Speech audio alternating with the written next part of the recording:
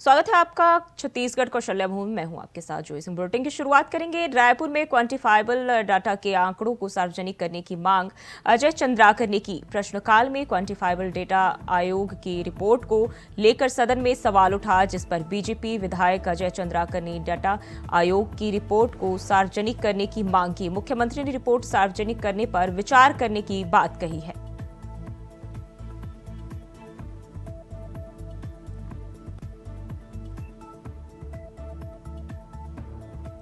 तो quantifiable data के आंकड़ों की मांग की गई और छत्तीसगढ़ विधानसभा में आरक्षण पर चर्चा हुई और इस दौरान जो है बीजेपी विधायक ने रिपोर्ट सार्वजनिक करने की मांग की। तो रायपुर से खबर सामने आ रही है जहां क्वांटिफाइबल डाटा के आंकड़ों की मांग की गई है और यह मांग बीजेपी विधायक की ओर से की गई है जब रिपोर्ट को सार्वजनिक करने की बात कही गई।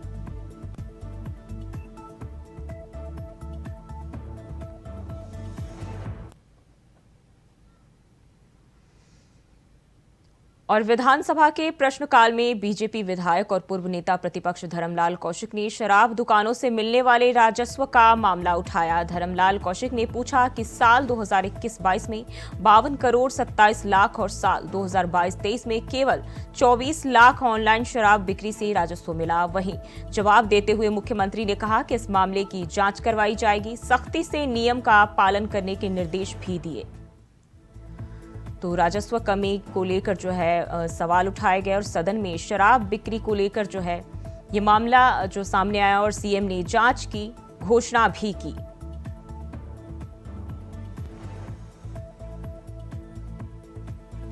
तो देर रात तक बार खुले रहने पर सीएम का कड़ा रुख जो है यहां देखने को मिल रहा है और राजस्व कमी की बात जो है उठाई गई। सदन में शराब बिक्री का मामला जब उठाया गया और इस दौरान जो है सीएम भी सख्ती से कड़े रुख अपनाते हुए दिखाई दिए।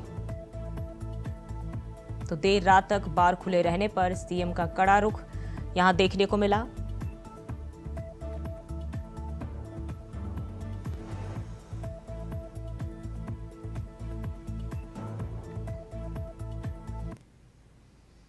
और वहीं उप मुख्यमंत्री और गृह मंत्री विजय शर्मा बीजापुर जिले में बीते दिनों आईईडी ब्लास्ट में घायल जवान के स्वास्थ्य की जानकारी लेने राजधानी रायपुर के रामकृष्ण अस्पताल पहुंचे।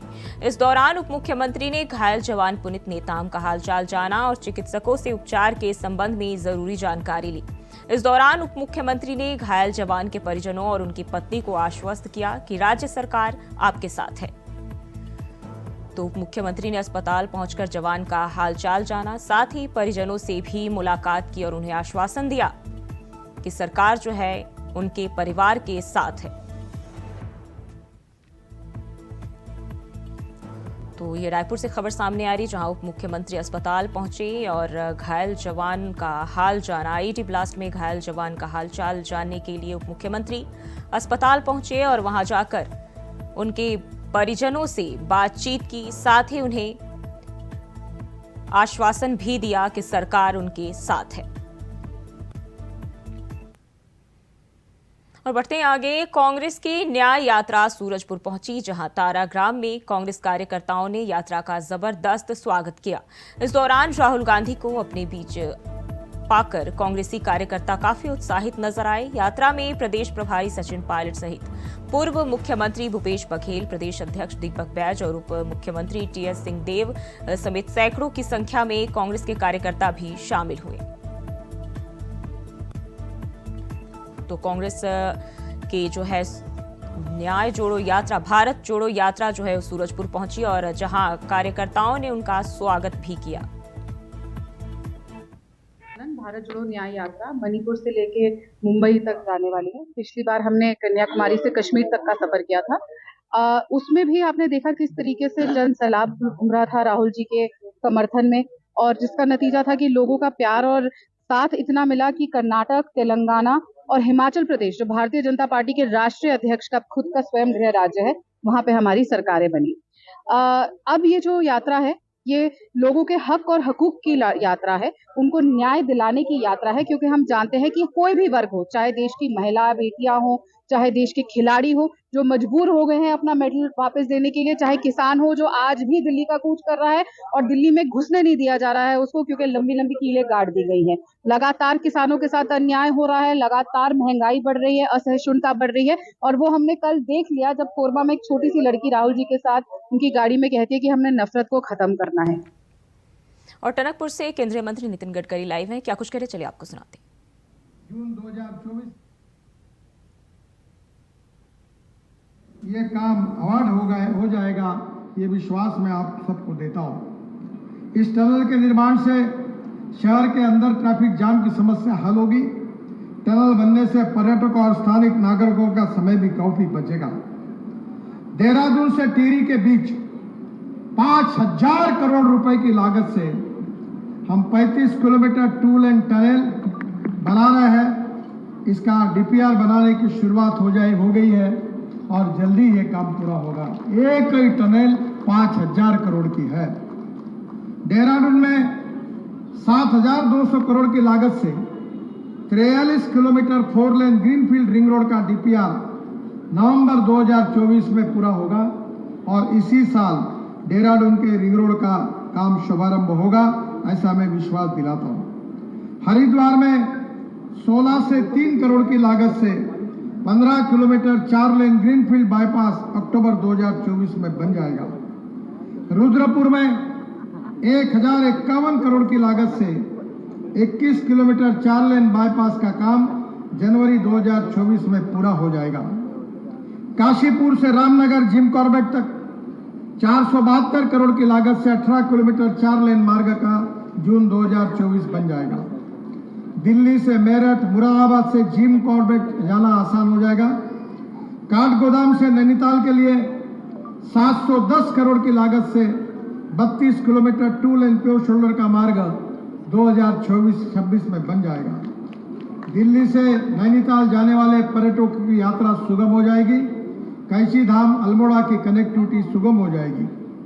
जो बहुत महत्वपूर्ण है कि टनकपुर से नेपाल सीमा में कंचनपुर तक 314 करोड़ की लागत से 4 किलोमीटर 4 लेन का काम सितंबर 2024 में पूरा हो जाएगा, ताकि नेपाल के साथ उद्योग और व्यापार बढ़ेगा और आपके क्षेत्र में युवाओं के हाथों को रोजगार मिलेगा। यही इसके पीछे हमारा भाव है। इसी मार्ग के बनने से उत्तर प्रदेश से नेपाल के लिए कनेक्टिविटी हो जाएगी। घाट से अल्मोड़ा तक 1260 करोड़ की लागत से 90 किलोमीटर 2 लेन का डीपीआर जून 2024 में पूरा होकर काम शुरू करेंगे। जागेश्वर धाम, अल्मोड़ा तथा कटार देवी हिल स्टेशन में कनेक्टिविटी हो जाएगी। बद्रीनाथ से माना पास तक 574 करोड़ की लागत से 51 किलोमीटर 2 लेन मार्ग का निर्माण अक्टूबर 2027 तक पूरा हो जाएगा। सरस्वती के उगम स्थल देवताल की कनेक्टिविटी सुधर जाएगी। जोशीमठ में 270 करोड़ की लागत से 6.3 किलोमीटर 2 लेन प्योर शोल्डर बाईपास का निर्माण 2025 तक पूरा होगा, जिससे जोशीमठ का भी प्रॉब्लम सॉल्व हो जाएगा। रुद्रपुर से काठगोदाम, नैनीताल, अल्मोड़ा, रानीखेत, कर्णप्रयाग तक 4500 करोड़ की लागत से 284 किलोमीटर 2 लेन का डीपीआर दिसंबर 2024 तक बन जाएगा। और ये आपके लिए बहुत महत्वपूर्ण रोड होगा कि मुरादाबाद से 4 धाम यात्रा के लिए अतिरिक्त कनेक्टिविटी मिलेगी। मानस खंड के आदि बद्री, भवाली, रानीखेत जाना सुगम हो जाएगा। एलिफेंट कॉरिडोर के कारण फॉरेस्ट विभाग के द्वारा काम रुकवा दिया गया था। जिम कॉर्बेट के पास 30 करोड़ की लागत से 220 मीटर में धनगढ़ी ब्रिज का कार्य आरंभ कराया गया है और फरवरी 2025 तक वो पूरा जाएगा। रामपुर, काशीपुर आने जाने वाले को सुविधा मिलेगी। पनौद में 28 करोड़ की लागत से 175 मीटर लंबे ब्रिज का काम 2 साल में से रुका है, अब शुरू हो गया है, वो 2025 तक पूरा हो जाएगा। आदरणीय हमारे भट्ट जी ने मुझे मांग की है कि उधम सिंह नगर जिले में दिनेशपुर मतकोटा सड़क का डामरीकरण व चौड़ीकरण की 4 लेन करने के बारे में उन्होंने मांग की है। वो काम मैं सीआरएफ में करने की घोषणा कर रहा हूं और मुख्यमंत्री जी को अनुरोध करूंगा कि विभाग से अभी आज मैं सीआरएफ में आपको 300 करोड़ रुपए अतिरिक्त दे रहा हूं, उसमें ये काम डाल के आप जरूर भेज दीजिए। सबसे महत्वपूर्ण है दिल्ली से देहरादून। अब ये उत्तराखंड की शक्ल ही बदल देगा। दिल्ली से देहरादून इस साल दिसंबर के अंदर, इसी साल में 2 घंटे में होगा, 2 घंटे में। लोग अब देहरादून में रहेंगे और दिल्ली जाएंगे काम करने के लिए, दिल्ली से वापस आएंगे। अभी मेरठ में मैं गया था तो लोग मुझे बता रहे थे कि पहले 4.5 घंटे लगते थे, अब मेरठ से दिल्ली जाने के लिए 45 मिनट लगते हैं। अब मेरठ में जो लोग दिल्ली रहते थे वो मेरठ में अपने बंगले बनाए और दिल्ली जाने लगे, और लोग मुझे बता रहे थे कि आज कैनॉट प्लेस पर हम मेरठ से आइसक्रीम खाने के लिए जाते हैं और आते हैं। मेरा विश्वास है कि ये ग्रीनफील्ड एक्सप्रेस हाईवे 12,000 करोड़ का है। 212 किलोमीटर 6 लेन एक्सिस कंट्रोल एक्सप्रेस हाईवे है, और मेरा विश्वास है कि देहरादून की अभी दूरी 235 किलोमीटर है।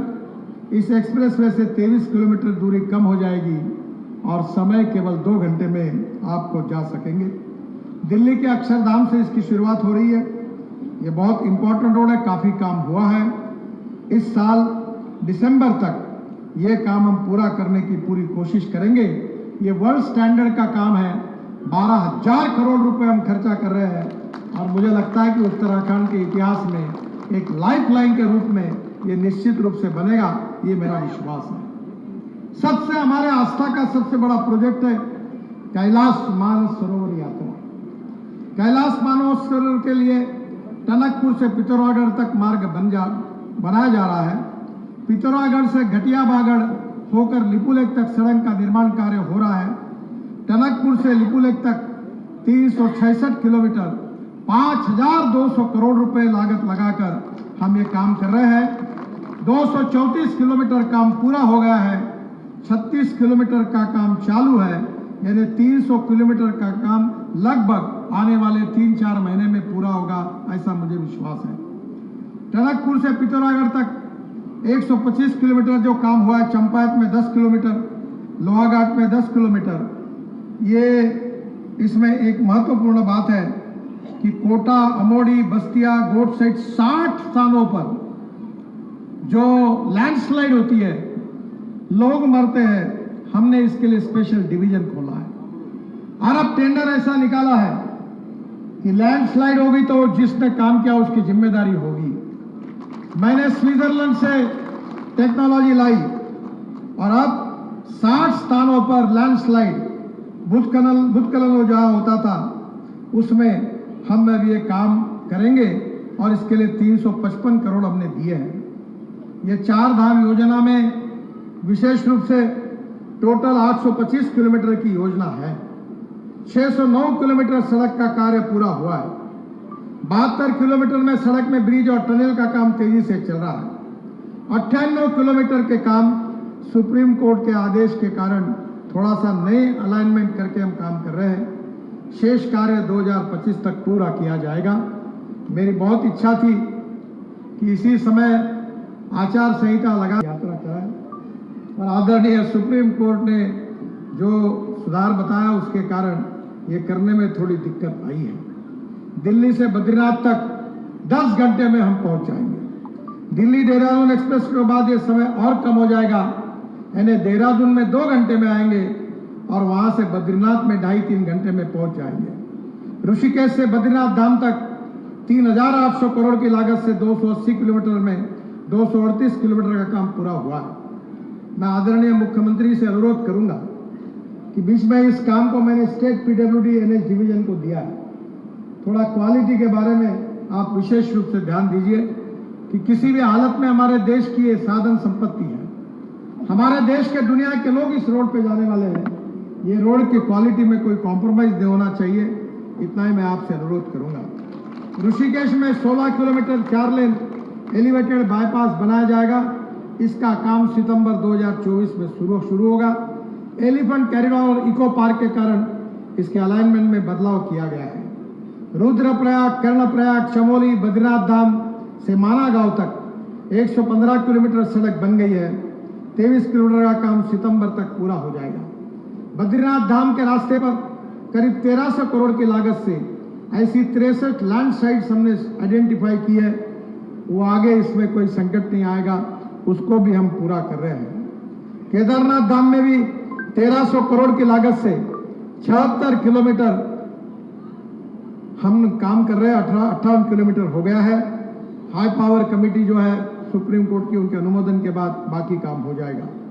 केदारनाथ में 101 करोड़ की लागत से 5 लैंडस्लाइड स्पॉट को हमने आइडेंटिफाई किया है, उसको भी सुधारने का काम हो रहा है। ऋषिकेश से धरासू होकर गंगोत्री तक 3000 करोड़ की लागत से 230 किलोमीटर में 138 किलोमीटर का काम पूरा हो गया है। बाकी 45 किलोमीटर का काम सितंबर 2024 में शुरू हो जाएगा और बाकी काम 2026 तक पूरा हो जाएगा। सुखी टॉप में 3 किलोमीटर बाईपास का काम सितंबर 2024 में शुरू हो जाएगा। गंगोत्री धाम के रास्ते पर 375 करोड़ की लागत से 30 लैंडस्लाइड जो पॉइंट्स है उसको भी सुधारने का काम हम कर रहे हैं। धरासू से यमुनोत्री तक 2500 करोड़ की लागत से 76 किलोमीटर हम रोड बना रहे हैं। 31 किलोमीटर का काम पूरा हो गया है। पालीगढ़ से जानकी चट्टी तक 21 किलोमीटर सुप्रीम कोर्ट द्वारा गठित हाई पावर कमेटी का अनुमोदन मिलने के बाद 6 माह के अंदर वो पूरा किया जाएगा। डाबरकोट लैंडस्लाइड बचाने के लिए 3.5 किलोमीटर की लंबी ओजनी टनल का काम दिसंबर 2024 में प्रारंभ होगा। यमुनोत्री धाम के रास्ते पर 192 करोड़ की लागत से 15 लैंडस्लाइड स्पॉट्स हैं, वो भी जून 2025 को पूरे होंगे। पहाड़ों का क्षरण रोकने के लिए वैज्ञानिक तरीके से प्रबंधन किया जा रहा है। प्रमुख जगह पर बाईपास बनाए जाने पर 70 किलोमीटर की दूरी कम हो रही है। 285 करोड़ की लागत से वृक्षारोपण और बायोडायवर्सिटी पार्क भी बनाए जा रहे हैं। मैं 4 धाम में मुझे बहुत इस बात का अभिमान है कि इस समय जब मैं मंत्री बना उसके पहले लैंडस्लाइड में हजारों लोगों की मृत्यु हुई थी। इसलिए 4 धाम मार्ग में हमने इससे काफी बड़े प्रमाण पर इसका अध्ययन करके काम किया है। हमारे देश विदेश की अग्रणी संस्थाओं में मंत्रालय में अनेक बैठक हुई है। Tehri hydro development corporation IIT Roorkee के साथ हमने करार किया है। लैंडस्लाइड रोकने के लिए विश्व की अग्रणी संस्था स्विट्जरलैंड से उन संस्थाओं से मदद ली है और टेंडर कंडीशन में नीतिगत बदलाव किए हैं। लगातार हम प्रयास कर रहे हैं कि हम जल्दी ये काम कर सकें। उत्तराखंड में 4 धाम यात्रियों को लैंडस्लाइड की सुरक्षा प्रदान करने के लिए 190 जगह पर हम 2530 करोड़ का कार्य केवल लैंडस्लाइड से लोगों को बचाने के लिए कर रहे हैं। इन सभी कार्यों को मार्च 2025 तक हम पूरा करेंगे। मेरा विश्वास है कि इन सब कार्यों को शुरू करके उत्तराखंड की जनता के जीवन को सुसह्य करना हमारी कोशिश है। मैं बहुत धन्यवाद देता हूं आदरणीय मुख्यमंत्री जी को कि हमने पर्वतमाला योजना शुरू की। Ropeway, cable car, funicular railway. अब तो मैं बेंगलोर में डबल डेकर बस 250 लोग हवा में उड़ते हुए जाएंगे, वो शुरू कर रहा हूं। हम लोग 260 रोपवे, केबल कार और फेनिकुलर रेलवे का निर्माण कर रहे हैं। मैं आपको एक टेक्नोलॉजी बताऊंगा कि ये ट्रक का और ट्रैक्टर का डाला रहता है, वैसा पूरा एयर कंडीशन ऊपर में ग्लास लगाकर रेलवे के रूल से ऊपर चढ़ता है। 8-10 करोड़ में ये पहाड़ी पर रहने वाले लोगों को अभी गोवा में बना है। आप जाएंगे तो वो देख लो, IIT के अपने इंजीनियर्स ने बनाया। मैं कहूँगा कि पहाड़ी के लोगों को उनका जीवन सुसह्य करने के लिए अगर इस प्रकार की पब्लिक ट्रांसपोर्ट सिस्टम और electricity, ropeway, cable car, funicular railway, sky bus होगी तो उत्तराखंड के लोगों का जीवन बहुत सुसह्य होगा। तो टनकपुर से अभी आप सड़क परिवहन मंत्री नितिन गडकरी को लाइव सुन रहे थे और बात करेंगे खबरों की। छत्तीसगढ़ के गौरेला पेंड्रा मारवाही के पास प्रयागराज से दुर्ग जा रही स्लीपर बस में आग लग गई। बताया जा रहा है कि ब्रेक से चिंगारी निकलने के बाद पिछले टायर में आग लगने से पूरी बस देखते ही देखते जल गई। हादसे के समय बस में करीब 70 यात्री सवार थे। गनीमत रही कि समय रहते सभी यात्रियों को बस से उतार लिया गया।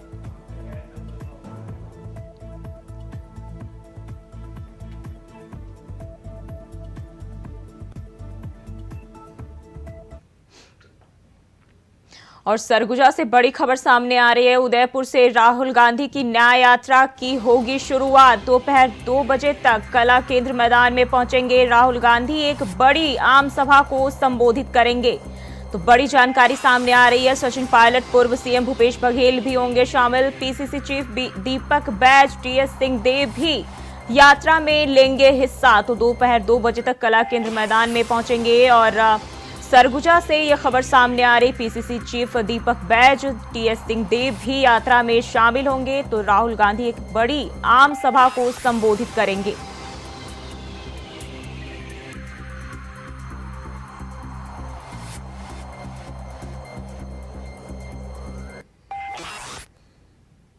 और छत्तीसगढ़ को शलभभूमि में फिलहाल के लिए बस इतना ही। खबरों के लिए बने रहे इंडिया वॉइस के साथ।